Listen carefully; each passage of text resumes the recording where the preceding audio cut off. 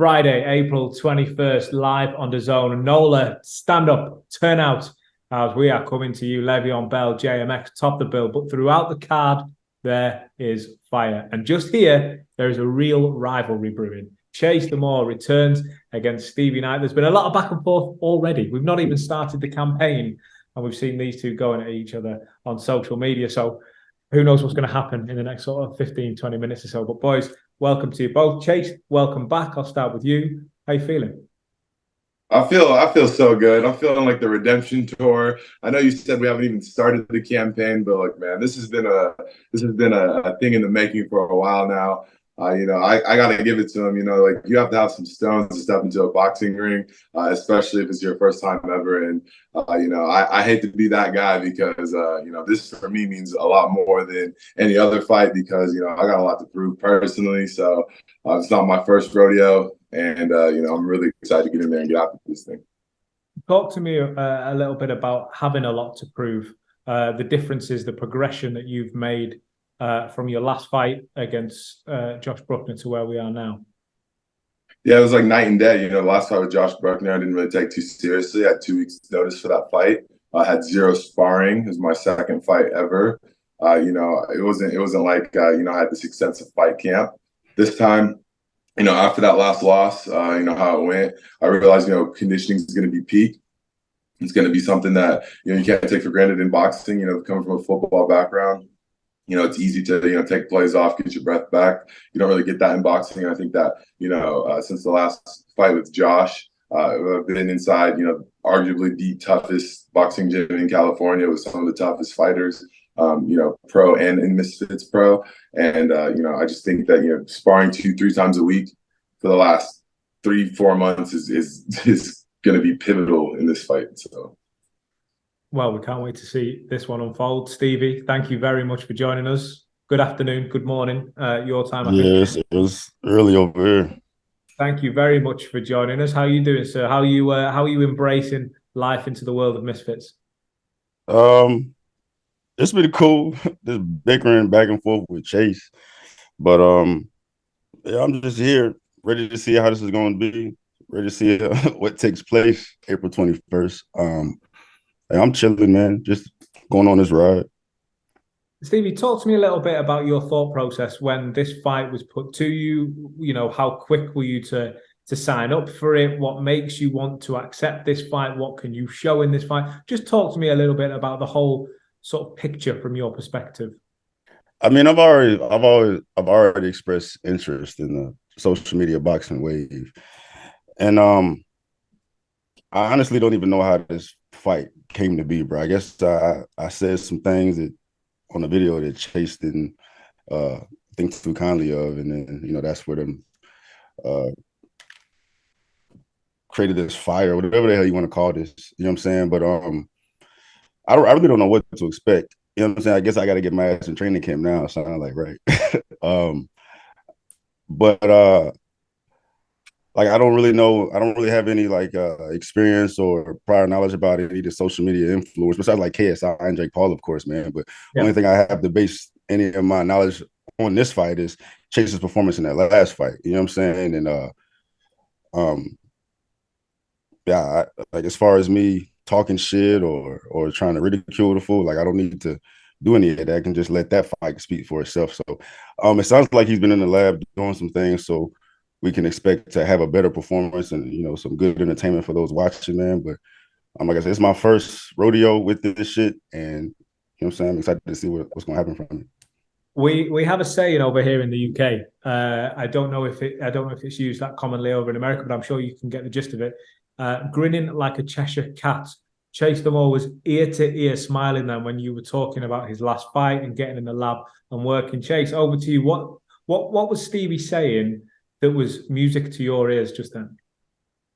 It wasn't really anything that Stevie says music to my ears, but like I understood, my whole team understands that like all these press conferences were going to be based off of my last performance. What's funny is he says he doesn't know how the fight came to be. Essentially, I was reached out through Misfits. I was meant to fight Tito Ortiz, and I was training to fight Tito Ortiz, a UFC Hall of Famer, on this Misfits card. And Tito was saying very similar things about my last boxing match. Well, I was posting on my close friends' current sparring footage, and Tito got a hold of it and then backed out of the fight. And then Stevie was brought to my attention, mid-January, and they're like, "Hey, would you want to fight this guy named Stevie?"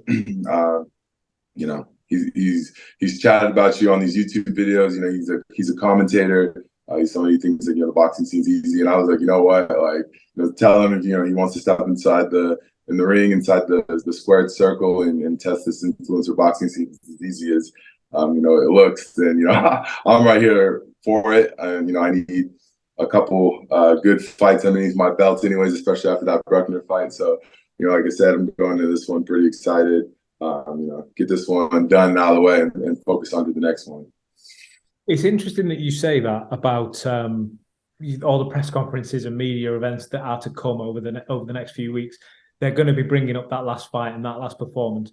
We have to address it. It was as any pro fighter will tell you, respect to anyone who steps in between the ropes. It's not as easy as it looks when you get inside the ring. But what did you make of that fight when you came away and you had a look at your performance in that and you sat down and watched it back? What did you take from that? I took that, Josh has 19 years of fight experience. The biggest thing that any fighter will tell you is you can have as many camps as you want, but it's all about your experience inside the ring, knowing where your line of giving too much energy, not enough energy is, because once you gas out, you're a sitting duck essentially. And I think that the biggest takeaways from that last fight is I fought Corey, beat up on Corey. My first fight, didn't learn anything from it. My second fight's against Josh. Everybody's like, we want a knockout. It's your second fight now. Get a knockout. Josh is dangerous. Josh is this. Josh is that. And I was just listening to so many other people tell me about this fighter, and if I want to admit it or not, in your head, you're sitting there going well, if everybody's so scared to fight this guy for years and he's considered the boogeyman, then I'm not going to have a choice but to go in there and give everything I have to knock this guy out. And I wish that, if I could go back, I would take that first round a little bit slower. Obviously, if you watch the fight, I was just in there, just guns to the wall, just throwing everything. My jab would send him into the ropes, et cetera, et cetera. And then, you get gassed out. And it's just you can't really put up a fight once you get gassed out, because what they don't tell you is when you have a lot of muscle, those muscles take up a lot of oxygen and those arms get heavy. And that's why you see a lot of these super fit boxers that you're would win in a street fight inside of in a boxing ring. It's not the same. And I think that the biggest takeaways is between Corey and Josh, their faces were both equally pretty messed up after my last performance with them. I didn't really get touched that much, and boxing's a sport of touching and not getting touched. 84-inch wingspan. I'm athletic. I'm strong. My biggest takeaway was learning how to pace myself, one, and two, fighting my own game plan, not fighting other people's game plans. So. Stevie, Chase is talking a confident game, and I know that you picked up on a few of his confident tweets and posts and things. What do you make of everything he's just said there? Do you think, in your opinion, he's had the time to learn what was needed, to learn to come in and fight yourself? Yeah, it sounds like there's been a big learning curve there, man. But the only thing that confuses me is the amount of confidence he has, just, what I'm saying, at this point, based on his performances in the past. It would make sense to me to approach things more humbly. But, for whatever reason, he's juiced up and gassed up about him, being the best in his boxing game now, which doesn't make any sense. But I'm glad to see that, he is taking it serious now. Do you think when he says that he's the best in the boxing game, is that something that you're going to try and, I suppose, expose and try and show that maybe he does need humbling, if that's the approach that you want to take? Absolutely. How do you plan on doing that? Fighting in the ring, man. You know what I'm saying? Fighting in the ring, doing what I need to do I need to take care of to, calm all this rah-rah shit down. He does speak about being tremendously fit. I don't think anyone could take that away from him. You look at the physique, it's certainly not one I could rival. Is that something that you need to worry about? Is the engine within there, the machine, the will to sort of be better is clearly already in this person? Is that something to be mindful of? Say that one more time. What I need to... So it is something that he has in his mind is clearly the will to better himself. You look at Chase as an athlete, he's clearly something that he has worked on for a long, long time. Is this physique? Is this is this ability to be an athletic person. Mm-hmm. If he transcends that into boxing and he puts that will into being better, is that something you need to be wary of? I mean, I guess it's like a redemption tour now, right? He's trying to redeem himself for what he's done in the past. You know what I'm saying? To go out like that, you know what I'm saying? Show yourself looking like that in front of the world is kind of crazy. So I'd imagine that's, you know, putting a fire up under his ass to you know, look better in front of everybody. I mean, am I worried about it? Nah, because I mean, there's certain things you can learn from boxing, and there's, you know, how you are. You know what I'm saying? Like how he seems to be has nothing to do with the boxing. He could be as learned up on the learning curve as the boxing shit as possible. But from what I saw and from, you know, from the world saw, it's just some people are cut from a certain cloth and some people aren't. And from what I saw, it doesn't seem like he's a fighter. You know what I mean? It doesn't seem like he has that edge. You know what I'm saying? Like regardless of how tired he was, can I cuss? Of course, it's Huh? fine. Yeah. Yeah, regardless of how tired he was, the motherfucker quit. You know what I'm saying? Like, so you can be, you know, technical or, you know, as confident as you want to be as a fighter, but you quit. And that to me, that shows a lot.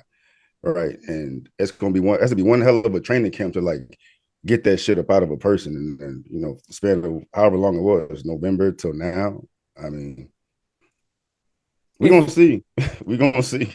If the Chase Demoor that showed up against Josh Bruckner shows up against Stevie Knight, what happens to Chase Demoor? It's gonna be a long night. Well, it's gonna be a quick night for Chase Demoor. I hope that doesn't happen, though, bro. I hope that doesn't happen. I addressed this shit in the video that I posted about, you know, some of my thoughts about the fight, man. And I actually want to actually showcase a fight. I don't want none of this bullshit to happen because I don't want to be associated to no clown shit.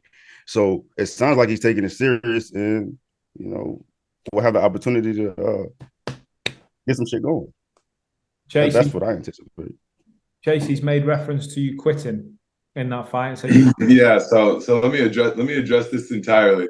So first of all, it wasn't even me that quit. In fact, I told them not to throw in the towel. It was my corner, my young coaches who have been relieved of duty after that fall because I was good to go. Secondly, my confidence comes from the ability to perform amongst actual pros now. Obviously, I spar with Le'Veon Bell, amongst many other pros that come down to Jackrabbit. And, you know, I can't remember the last time, you know, I had a bad sparring day. To top of that, you know, in all of my fights, I've never been dropped. Not a single time have I been split open, no blood, no black eyes. I've never touched the canvas.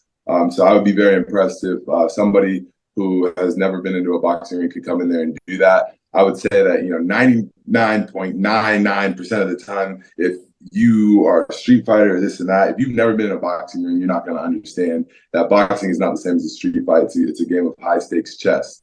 And I think that 4 months, 5 months, however long it's been, is an adequate camp. I would hope that by that time I could learn how to pace myself, and bare minimum is throw a proper 1-2, move around in the ring.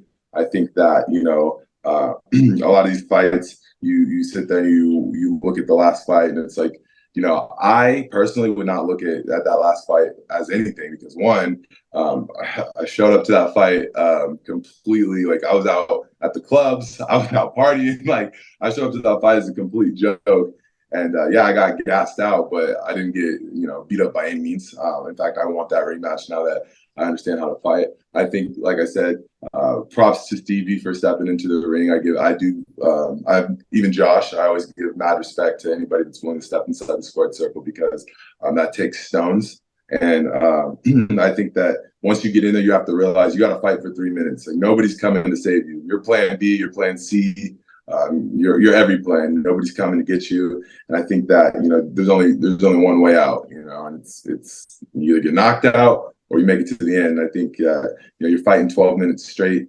You start realizing like, holy shit, like fatigue makes the strongest men weak, and I think that I hope that he's joking when he says he's not been to camp because we have really 3 weeks in this thing, and last week we're over there, you know, doing the press conference and stuff. And so I really hope that, you know, he's in the gym. I hope he's running. I hope he's put the weights down for sure. And you know, like I said, mad respect to him, but I'm gonna have to end this one super quick and in a meaningful statement.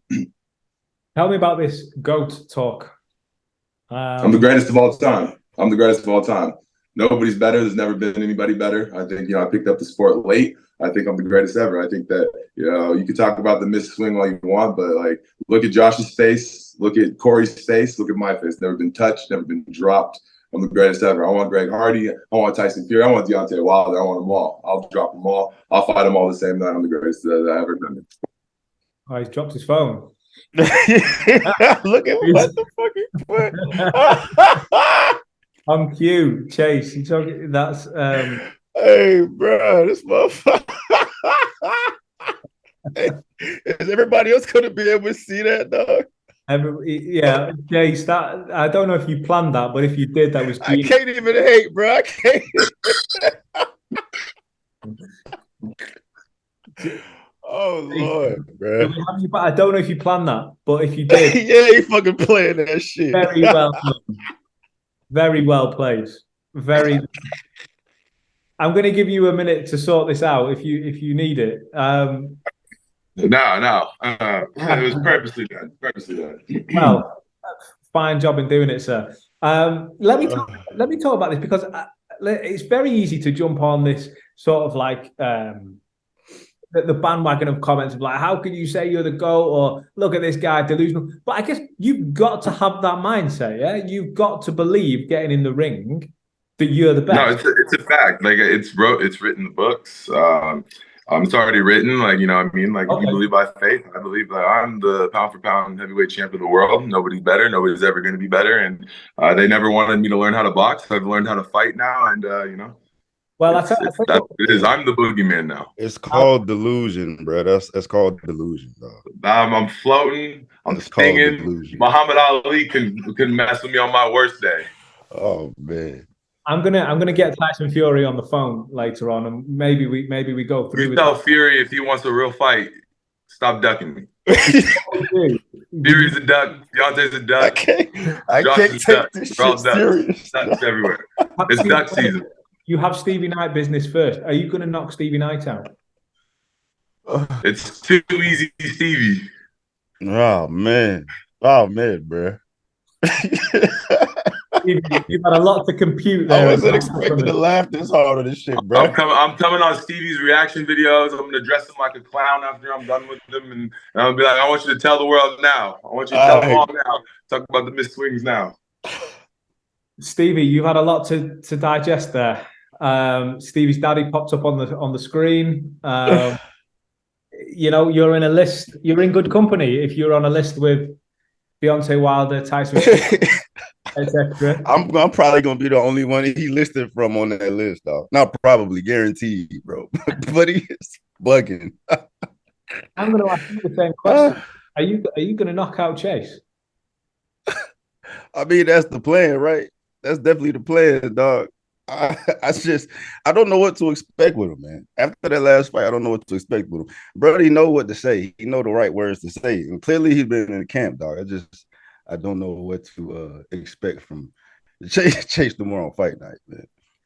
I find it, I'll be honest, I don't know about you, Stevie, but I find this really hard to go back to an intimidating discussion after a moment of that, but it was perfectly executed. Let me just finally talk as though we were in a room together. How do you think the energy is going to be? Start with yourself, Stevie, when you guys come face to face, because these digital face-offs are very good. They give a feel for how you guys are towards each other. But when you're in front of one another in the fight week hotel or at a press conference or whatever, the energy can be very different.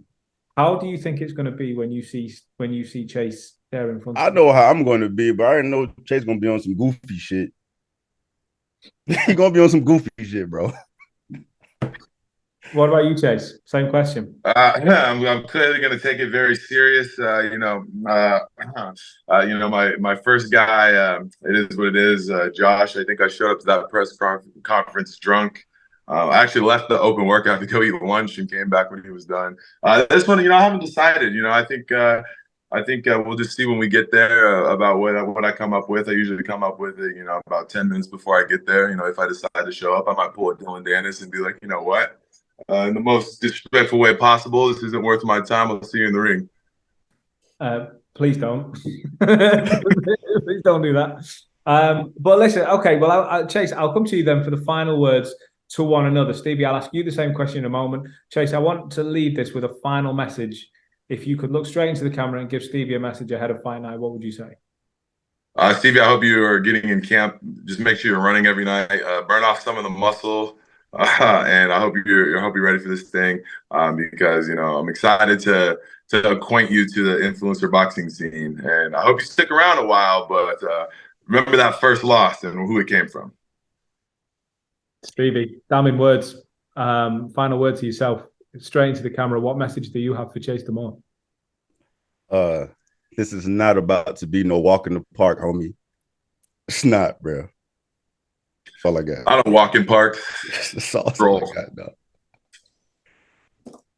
Walk, stroll. We're in New Orleans. Let's get ready to rock and roll. Let's get it. This is my redemption tour. I'm coming back for my belt. Bring it to me. I want two of them. The redemption tour for Demoor, Stevie Knight. I got a spot just for you right here, Stevie. Like, look, I'm gonna put my knockout photo right here above my championship boxing trophies. You really got the shit. You had that embarrassing ass performance there. You got a statue. Oh yeah, your face. You need to burn right that shit, dog. Last right time here, you wore that shit, just for you, right there. Burn that shit, bro. That's bad juju, dog. Get that shit out your house. We coming championship. I gotta say, fellas, this has been different. I can't wait to see you both in New Orleans. I wish you both good health through fight camp. And guys, Chase Demoor, Stevie Knight, April 21st in New Orleans. It's live. Stevie, how tall are you? 6 foot. You're not 6 foot. He's not 6 foot. He just lied like shit. Lying like shit, boy. He's 6 foot on Tinder. You said what? 6 foot on Tinder. Man, I ain't been on Tinder in like 10 years, dog. Oh, shit. We can't wait. We'll see you there. Yeah.